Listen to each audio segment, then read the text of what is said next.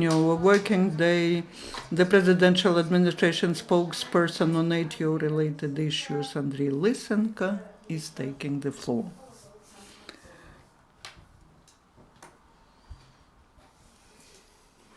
Good afternoon, esteemed colleagues. The main events in the ATO zone during the last 24 hours.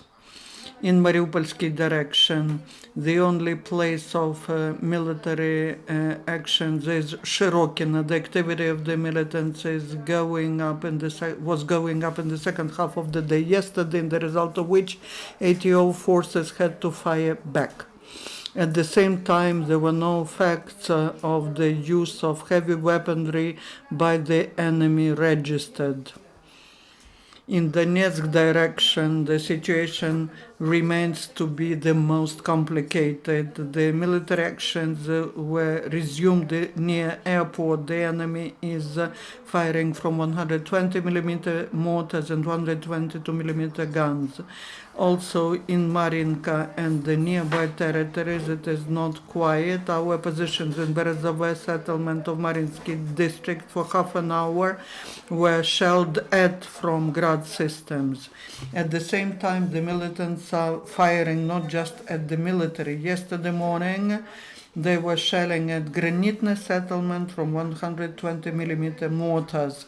Near Gorlivka yesterday, there was a shooting from the small arms and grenade launches near Kirov. In Lugansk direction, the situation has stabilized. The activity of the enemy has dropped down. The military actions in this sector of defense were going on near Zolotetrix, Izbenka, Shastya, and Stanitsa Luganska.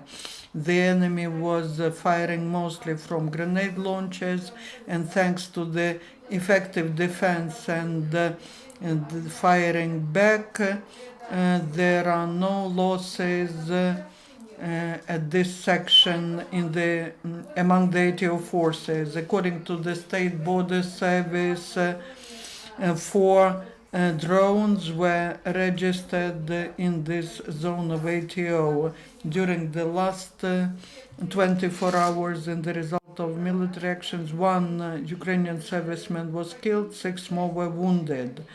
The main losses were in the outskirts of Donetsk. Also, in the result of mortar shelling in Opytne, the Ukrainian volunteer from Lviv region was killed. The Ukrainian serviceman prevented the act of terrorism in Lugansk region. On the 28th of May in Stanitsa Luganska, the group of military counterintelligence received information that next to the building of pension fund, the terrorists are planning to explode some object. The act of terrorism was to take place during the peaceful meeting. The bandits were planning to have many victims in order to accuse Ukrainian authorities and Ukrainian army in that. But thanks to the operational activity of Ukrainian counterintelligence officers, we managed to prevent the act of terrorism. Our deminers demined this mine. And during the last 24 hours, the rescuers confiscated and destroyed 44 artillery shells, 50 mortars, mines, 75 grenades, 21 missiles, and 107 other explosive objects. The most number of the ammunition was found near in Slaviansky district in Donetsk region on the 20th of May at 7 p.m.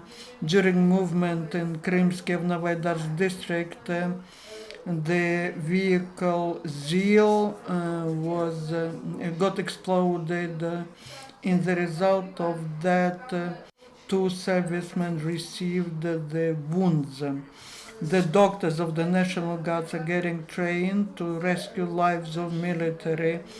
The medicians participated in the training seminar on providing first medical assistance in the zone of the military actions according to NATO standards. Special attention was paid to the first aid measures under the shell and under temporary shelters. They modeled the attack over the checkpoint, and during which one of the soldiers was wounded. Instructors stage by stage from red zone, from the zone of direct battle contact through yellow and through green, zone for preparation for evacuation, and to final stage on a sanitary plan, and they explain how to provide the best assistance to the wounded and to save their life. Also, medical services of the Ministry of Defense and doctors, they create a new type of kits, first aid kits, that for those who go for tasks, for missions of several days, and far away from a basic the bases and the units, and that first aid kits has preparations for different problems. And the new first aid kit meets all the standards of NATO, and will cost about 1,000 hryvnia. Investigators are sent to the court of the case for leader of DNR with the name of Seber. He was very rude, and he committed a lot of crimes, and he killed 2 civilians and wounded 1 border guard.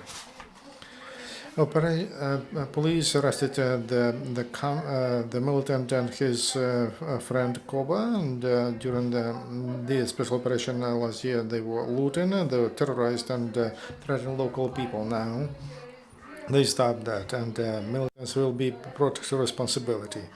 Also, police arrested supporters of militants in the Donetsk region. One of them provided information about a movement of equipment and the number of soldiers and the dislocation of 80 officers. Militants from DNI used that information to correct artillery and for also for subversions. The other informer was arrested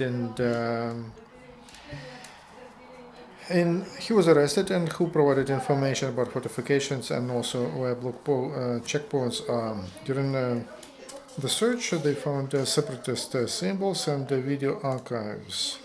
Also, counterintelligence arrested 18 years old militant who, since March this year, was trained in the GAN group Silika Voisko Donskoye. After the GAN was dismissed, and he returned home, but police found him very soon. The case of the young militant was given his case in the court. Criminal responsibility for participation in terrorist organizations provides punishment from 8 to 15 years of imprisonment. Ukrainian rails renovate communication with Mariupol. Since May 31st, there will be the first train going from Kiev to Mariupol, and on the 5th of June, Lviv-Mariupol. These trains will be daily. They will go through Dnipropetrovsk main station. And I would like to remind, because tracks were exploded and there was a potential of terrorist attacks. For 4 months, trains didn't go to that city. Ukraine Patriots help the defenders and the volunteers from Sum region, and they provided for our artilleryman one's vehicle. It was they bought it for the money from Ukraine diaspora from Australia.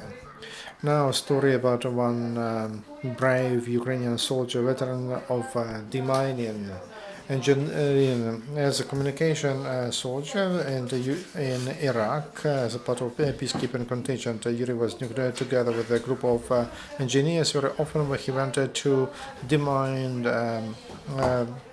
his unit was responsible for communication and for circling the area. After he returned back to Ukraine, Yuri took a special course in the center how to demine on demining in Kamenets-Podilsky, and then he became a senior instructor of the group of finding and destroyment of improvised devices, explosive devices. Later, he participated in peacekeeping operations in Afghanistan. Militants could mask explosions even in a pack of cigarettes, and after 1 year and a half of work, they didn't have a lot of vacations in a month. Yuri Woznuk was in ATO on military missions.